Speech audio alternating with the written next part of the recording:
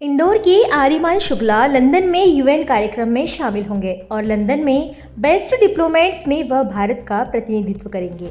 आर्यमान शंकर शुक्ला ने जानकारी देते हुए बताया कि यह उनका सौभाग्य है कि उन्हें यह सुअवसर मिला है और उन्होंने इसके लिए घर के बड़ों का आशीर्वाद लेते हुए घर के संस्कार और अच्छी शिक्षा को श्रेय दिया है। आर्यमन ने कहा कि उन्होंने कई किताबें भी लिखी हैं। इंदौर शहर के रीगल तिराहा स्थित राष्ट्रपिता महात्मा गांधी की प्रतिमा पर माल्यार्पण कर आर्यमन ने बड़ों का आशीर्वाद लिया। बेस्ट डिप्लोमेट्स लंदन कॉन्फ्रेंस है, आगे होके वहाँ से इनवाइट आया है मुझे और मध्य भारत से पहला शिष्य हूँ जो चुना गया हूँ और सबसे छोटा भी हूँ 18 साल की आयु में। और मेरे लिए बहुत सौभाग्य की बात है और मेरे को लगा कि पूरे शहर के साथ ही खुशी बांटनी चाहिए कि पूरे मध्य भारत से पहली बार कोई जा रहा है, वो भी इंदौर शहर से। तो इसीलिए मैं यही कहना चाहूँगा कि मुझे बहुत बेहद खुशी हो रही है कि मैं सिलेक्ट होके जा रहा हूँ। तो बात प्रोफाइल की होती है। अब जैसे मैं एक पॉलिटिकल एनालिस्ट हूँ, मैं कुछ लखनऊ में इलेक्शंस में सपोर्ट कर चुका हूँ, मैं नाम नहीं ले सकता, लेकिन 3-4 बड़े लीडर्स हैं जिनके साथ काम कर चुका हूँ। ऑथर हूँ 18 साल की आयु में, 3 महीने पहले ही मेरी नई बुक आई है और 9 किताबें अभी लाइन में हैं जो 2026 तक लाइन में लगी हुई हैं। उसके बाद मैं आर्टिकल्स लिखता हूँ। अभी मैंने एक नगर निगम मैगजीन जो इंदौर की चलती है उसमें भी अपना आर्टिकल दिया हुआ है। और एक संस्था चलाता हूँ federation of world youth affairs नाम की, यूथ पार्लियामेंट्स कराता हूँ। पूरे इंडिया में मेरी यूथ पार्लियामेंट तीसरे नंबर पे आती है और एमपी में पहले नंबर पे आती है। बस प्रोफाइल की बात है और आपकी क्षमता की बात है, तो मेरा सौभाग्य था, मैं सिलेक्ट हुआ हूँ। अभी बस मैं खाली पुष्पमित्र जी से मिला था कल, अभी बस खाली उनसे मिल के आया हूँ। बाकी काम करने की बात रही तो यूपी में कैबिनेट मिनिस्टर है, नाम जैसा बताया नाम नहीं लूँगा, ऐसे करके 5-6 लीडर्स और हैं। आप जिस कॉन्फ्रेंस में जा रहे हैं, किन किन विषयों पर वहाँ पर चर्चा होती है और क्या होता है बारीकी से यदि बात? सस्टेनेबल डेवलपमेंट गोल्स जो यूएन का एक मोटिव है, हमारी उस पर चर्चा है। स्पेसिफिकली बात करें तो SDG 10 जो कंट्रीज़ के बीच में बराबरता और इंक्लूसिविटी रखने के लिए होता है, उस पर चर्चा है इस माध्यम पे कि टेक्नोलॉजी का कैसे हमारा इस्तेमाल हम कर सकते हैं जिससे कि शहर और देश की बढ़त हो। सर, उम्र आपकी बहुत अभी कम है, 18 है और इतना सारा ज्ञान कैसे, क्या कितनी मेहनत लगी, क्या क्या? बस दिन के कुछ 500 पन्ने और टाइम मैनेजमेंट और ऑफ कोर्स मम्मी हमारी ऐसी है, मम्मी ज़्यादा से ज़्यादा ज्ञानी कौन है, हमारी सबसे पहली गुरु है। आपकी 9 बुक जो आने वाली है उसमें क्या ऐसा है जिसके कारण की 9 बुक विषय कौन सब्जेक्ट्स पे आप? सबसे पहली किताब जो मैंने अभी लाई है द ओशन विजन, वो आने नहीं वाली थी, वो मुझे 1 हफ्ता लगा ख़त्म करने में। उसके पहले मैं एक किताब पे काम कर रहा था, the building of Hindu nation, जो अभी जैसे मैं जिनसी में मेरा पुराना घर है, तो वहाँ एक टाइम था मैं पूरे हरे झंडे देखता था, अब वहाँ जाता हूँ लाइन से पूरे भगवा झंडे रहते हैं।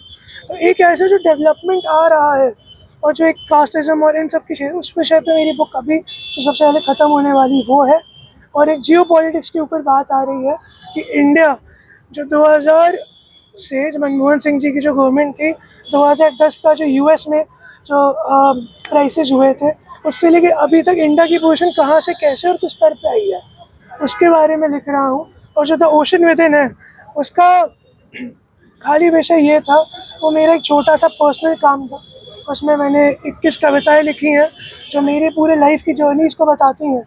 मुझे लगा कि मैं हर एक जियो पॉलिटिक्स इन सब क्षेत्रों पे लिखता हूँ, तो मेरे को लगा थोड़ा सा खुद के बारे में भी लिख देना चाहिए। तो मेरी पहली किताब खाली 51 पेज की, खाली मेरे बारे में। इसके बाद जो सारी किताब है वो पूरे सामाजिक विषय पर। आपका डेब्यूट है, किस विषय पे डेब्यूट है और कितनी तारीख को? 27 से 30 तारीख तक है SDG 10 पे, टेक्नोलॉजिकल एडवांसमेंट और इंक्लूसिविटी पे। एक युवा होने के नाते क्या मैसेज देना चाहेंगे युवाओं को कि तरक्की के लिए? जो युवा नशे में भटक रहा है कहीं ना कहीं और गलत राह पहले पे तो अपनी संगत अच्छी करें और सबसे बड़ी बात है खुद पे आपका काबू होना चाहिए और ये दिमाग में आपको एक स्थिर रखना पड़ेगा कि आप आने वाले टाइम पर अपने आप को कहाँ देखना चाहते हैं। ऐसे मुझे पता है मैं अपने आप को यूएन में देखना चाहता हूँ 25 साल में, तो मैं उसकी तरफ काम कर रहा हूँ और मेरे को एक समाज पे एक छाप छोड़नी थी जिससे एक डेवलपमेंट हो और मैं बदलाव देखता हूँ। अब जैसे गांधी जी कहते थे be the change you want to see in the world, तो उसी का मेरा ऑर्गेनाइजेशन का भी मोटो यही है। और आज मैं यहाँ इसलिए भी आया हूँ, लंदन जा रहा हूँ, तो मैं बापू से ज़्यादा आशीर्वाद किसका लेना चाहिए। प्रेस मीट आपने रखी है, जी हाँ, किस उद्देश्य को लेकर? ये आर्यमान शंकर शुक्ला जी है और जूनियर डिप्लोमेट। और एमपी में पहली बार कोई बच्चा सेलेक्ट हुआ है जो यूएन में इनवाइटेड है। विस्तार से पूरी बात आर्यमान शंकर शुक्ला जी आपको बताएंगे। किस प्रकार का आशीर्वाद दिया जाएगा पंडित जी आपकी तरफ से? बड़ी उपलब्धि है इंदौर के लिए। इंदौर माँ अहिल्या की नगरी के लिए ये बहुत बड़ा गौरव है कि हमारे परिवार, हमारा नाती आर्यमान शुक्ला लंदन के लिए जो वहाँ पर प्रोग्राम हो रहा है उसमें भाग लेने जा रहे हैं। ये हम सबका बड़ा गौरव है और मध्य प्रदेश का, मध्य भारत का गौरव है कि उसको उस संस्था ने इसको सिलेक्ट किया है। इसलिए हम उसके उज्जवल भविष्य की कामना करते हैं। माँ अहिल्या का और इंदौर में और पूरे प्रदेश के सहयोगी साथियों का उसको आशीर्वाद मिले कि वो आगे भी इसी प्रकार प्रगति करता रहे, उन्नति करता रहे। ये हमारे सबके लिए एक गौरव की बात है। लंदन में बेस्ट डिप्लोमेट्स में भारत का प्रतिनिधित्व करने जा रहा है, उसके लिए हम बहुत खुश और प्रसन्न हैं और पूरे ब्राह्मण समाज की तरफ से बच्चे को बधाई देता हूं और सभी इंदौर वासियों की तरफ से हमारे चाचा जी का और परिवार का जो नाम गौरवान्वित किया है उसके लिए बहुत बहुत बधाई बेटे को। अनूप वाजपेयी। आर्यमान की उम्र अभी 18 साल की है और इतना बड़ा शिखर उन्होंने हासिल करा है। आर्यमान 18 साल की उम्र में ही इतना बड़े शिखर पे पहुंचने के लिए बहुत बहुत बधाई आर्यमान को। अनूप वाजपेयी, कानपुर के ब्राह्मण समाज प्रधानमंत्री।